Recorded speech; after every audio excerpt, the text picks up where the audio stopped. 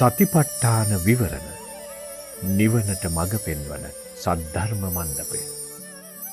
එහෙමයි. පින්වත් ස්වාමීන් වහන්සේ ලනුපැදුරේ කෙළවර සිටගෙන ශරීරයේ වෙත සිත යොමු කරමි. මුළු ශරීරයේම සියුම් චංචල කම්පන ගොඩක් ලෙස දැනේ. අත්ල පෙදෙස් ඇතුළට ඇද ගන්නා ගතියක්ද එසැනින් පිටතට තෙරපන ගතියක්ද දැනේ. ආපෝ ධාතුවේ ආබන්ධන ලක්ෂණයත් වායෝ ධාතුවේ චලිත හා ප්‍රසාරිත ලක්ෂණයත් ප්‍රකට වනවා යයි හැඟේ.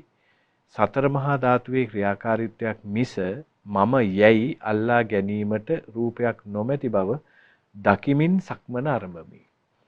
යටිපතුලට දැනෙන ස්පර්ශයට අවධානයෙන් යුතුව සක්මන් කරමි. ශරීරයේ පුරා පැතිර පවත්නා චංචල කම්පන ස්වභාවයේද ඒ අතරතුර දැනේ. මිනිත්තු 5-10ක් සක්මන් කරන විට ධාතු ගුණ දැනීම සංසිඳී කය වඩා සැහැල්ලු වන අතර ඔසවන තබන පායේ ස්පර්ශයේද වඩා සියුම් වේ. සිත සිතුවිලි වලින් හිස්ය. ගමන ස්වයංක්‍රීයව සැහැල්ලුවෙන් සිදුවේ. මෙන්න මේක පාදා ගන්න තියෙනවා. ඔව්. ඇත්තටම ඉතින් මේ ක්‍රමානුකූලව භාවනාව වැඩෙන හැටිම තමයි විස්තර වෙලා තියෙන්නේ. අපි ගොරෝසු ඉරියව්වකින් පටන් ගන්නවා. හැබැයි ගොරෝසු ඉරියව්ව පසු කරගෙන ගිහිල්ලා සියුම් ඉරියව්වක් දක්වා නැත්නම් ගොරෝසු දැනීම පසු කරගෙන ගිහිල්ලා සියුම් දැනීමක් දක්වා අපි පැමිණෙනවා. ඒ වගේම අපි සම්මුති මට්ටමකින් පටන් ගන්නවා. සම්මුතිය අභිබවා ගිහිල්ලා අපි පරමාර්ථ මට්ටමක්, සූක්ෂම මට්ටමක්, අතිශය ප්‍රාථමික මට්ටමක් දක්වා පැමිණෙනවා. එතකොට ඒක තමයි අතරම භාවනාවේ සියුම් වීමක්, ගැඹුරට යාමක්, දියුණුවක්, වර්ධනයක් කියලා කියන්නේ. දැන් අපි හිතනවා නම් මේක එහෙම නෙමෙයි හැමදාම එකම විදිහට දැනෙන්න ඕනේ කියලා. ඒ කියන්නේ අපි හරියට තේරුම් ගන්න නැහැ. අපි පටන් ගන්නවා සම්මුතියක් එක්ක ගොරෝසු ඉරියව්වකින් නැත්නම් ගොරෝසු දැනීමකින්. හැබැයි ක්‍රමානුකූලව ඒකේ යම්කිසි විපරිණාමයක්, වෙනස් වීමක් සිද්ධ වෙනවා. අපි ඒකට ඉඩ දෙන්න ඕනේ. අපේ හිත සමහරට ඒක පිළිගන්න කැමති නැහැ.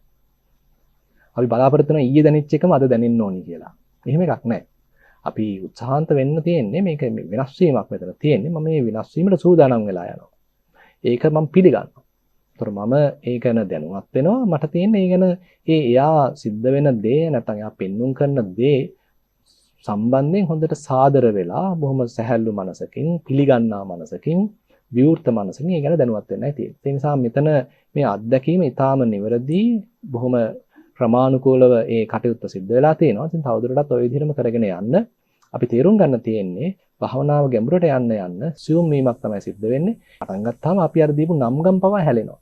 සංඥා පවා හැලිලා යනවා. අපිට ඉතින්දී මේ අහවල් දෙයි කියලා නමක් දෙන්න බෑ දැන්. ඒක සියුම් දැනීමක් පමණක් තියෙනවා.